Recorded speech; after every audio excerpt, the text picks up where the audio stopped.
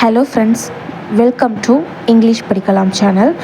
இந்த வீடியோவில் ரொம்ப முக்கியமான சென்டென்ஸ், அதாவது நான் தான் பொறுப்பு அப்படின்னு சொல்லுவோம் இல்லையா, அதை எப்படிலாம் சொல்லலாம்? நான் செய்கிற எல்லாத்துக்கும் நான் தான் பொறுப்பு. I am accountable for my ஆக்ஷன்னா என்ன? அக்கௌண்டபிள்னா பொறுப்பு. ஐ எம் அக்கௌண்டபிள்னா நான் தான் பொறுப்பு. ஃபார் மை ஆக்ஷன் அப்படின்னா என்னோட செயலுக்கு. ஐ am accountable for my action, நான் செய்கிற எல்லாத்துக்கும் நான் தான் பொறுப்பு அப்படின்னு சொல்கிறது. நெக்ஸ்ட்டு, இதுக்கு முழு பொறுப்பு நான் தான். ஸோ நீ எதாக இருந்தாலும் என்கிட்ட கேளு, இதுக்கு முழு பொறுப்பு நான். அவனை அமுச்சு விடு, நான் அவனை பத்திரமா பார்த்துக்கிறேன், அதுக்கு முழு பொறுப்பு நான் ஏற்றுக்கிறேன் அப்படின்னு சொல்லுவோம் இல்லையா, அதை தி ஆனர் இஸ் ஆன் மீ அப்படின்னா என்ன? இதுக்கு நான் பொறுப்பு, நான் முழு பொறுப்பு ஏற்றுக்கிறேன், இது என்னோடய பொறுப்பு அப்படின்னு சொல்லுவோம் இல்லையா. ஸோ இதுதான். நெக்ஸ்ட்டு சென்டென்ஸ் என்ன? இது என்னுடைய கண் பார்வைக்கு கீழே தான் நடக்குது. இந்த விஷயம் நடக்கும்போது நீ பார்த்தியே அப்படிங்கும்போது நான் பார்க்கும்போது தான் நடந்துச்சு அப்படின்னு சொல்லுவோம் இல்லையா. It was under my purview அப்படின்னா என்ன? எனக்கு கீழே தான் நடந்துச்சு. இட் இஸ் அண்டர் மை பர்வியூனா இது ப்ரெசென்ட்டில், அதாவது எனக்கு கீழே நடக்குது.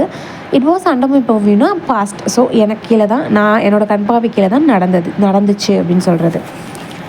இதற்கு நான் தான் பொறுப்பு. I am incharge of this.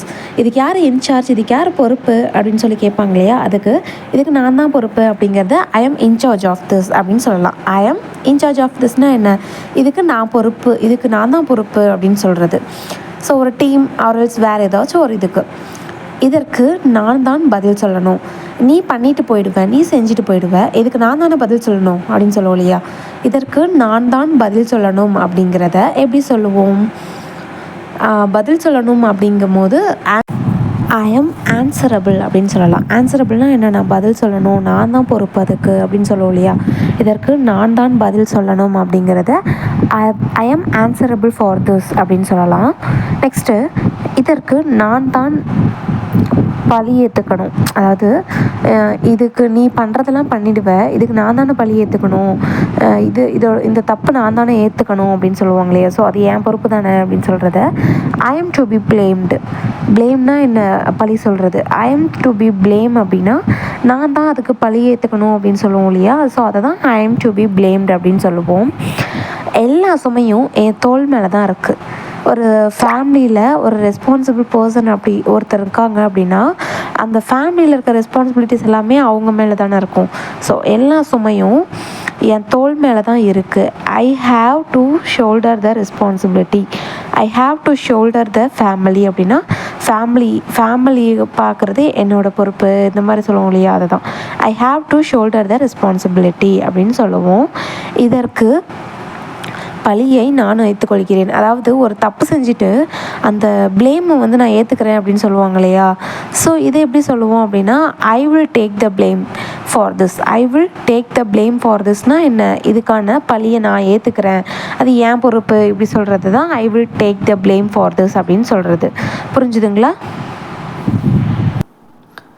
Next, இதை என்கிட்ட விட்டுடுங்க. அதாவது இது என்கிட்ட விட்டுடுங்க, இது என்னோடய பொறுப்பு அப்படின்னு சொல்லுவோம் இல்லையா. ஸோ இதை என்னிடம் விட்டு விடுங்கள். Live it to me. Live it to me. இது லிவ் இட் டு மீனா என்ன? என்கிட்ட விட்டுருங்க, நான் பார்த்துக்கிறேன் அப்படின்னு சொல்லுவோம் இல்லையா. ஸோ இதுவும் ஒரு வகையில் இது என்னோடய பொறுப்பு அப்படிங்கிற மீனிங்கில் தான் வருது. கரெக்டுங்களா? நெக்ஸ்ட்டு சென்டென்ஸ் என்னென்னா, பொறுப்பு என்கிட்ட இருக்குது. பொறுப்பு என்கிட்ட இருக்குது. இதை எப்படி சொல்வோம்? உனக்கு என்னப்பா, நீ சொல்லிட்ட, அதோடய ரெஸ்பான்சிபிலிட்டிஸ்லாம் என்கிட்ட தானே இருக்குது. த ரெஸ்பான்சிபிலிட்டி லைஸ் வித் மீ அப்படின்னா என்ன? என்கிட்ட இருக்குது, ரெஸ்பான்சிபிலிட்டிஸ்லாம் என்னோடது அப்படின்னு சொல்லுவோம் இல்லையா. அதுதான் அந்த ரெஸ்பான்சிபிலிட்டி லைஸ் வித் மீ அப்படின்னு சொல்கிறது. புரிஞ்சுதுங்களா? அடுத்தது, இந்த விஷயம் என் கையில் இருக்குது. அதாவது இப்போது ஒரு இதை சொல்கிறாங்க அப்படின்னா அது உன் கையில் தான் இருக்குது அப்படின்னு சொல்லுவோம் இல்லையா. அப்போனா என்ன? அது உன்னோட பொறுப்பு அப்படிங்கிறது. இது என் கையில் தான் இருக்குது, நான் பார்த்துக்கிறேன் அப்படின்னு சொல்கிறத this matter is in my hands. This matter is in my ஹேண்ட்ஸ்னால் இது என் கையில் தான் இருக்குது, நான் பார்த்துக்கிறேன் அப்படின்னு சொல்லுவோம் இல்லையா.